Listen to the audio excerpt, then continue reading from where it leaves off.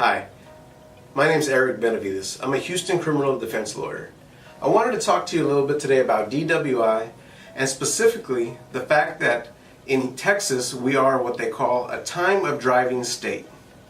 Now what time of driving means is that it only matters how much alcohol you had in your system at the time you were driving, at the time you were pulled over. Now I'm happy to announce that yesterday I secured a not guilty verdict in front of a Houston criminal jury where this was the exact issue.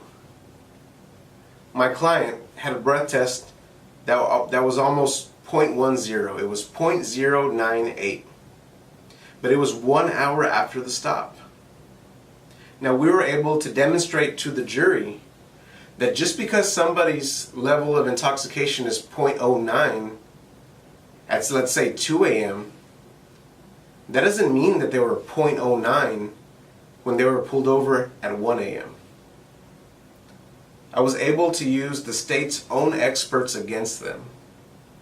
By the end of the cross-examination, the state's experts told the jury, yes, it is very possible that at the time of driving, this individual was under the legal limit.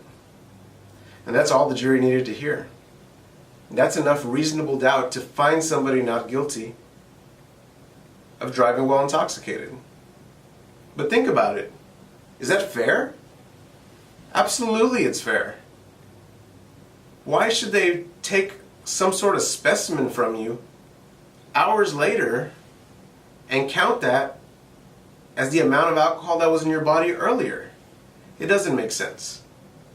And that's the reason that there's defense attorneys like me. Defense attorneys that are willing to fight for you, and defense attorneys that are willing to show the jury that just because something's on paper doesn't mean it's true. That's a bit of background about the law in Texas regarding time of driving.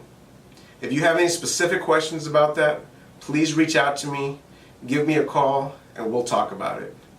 Thank you.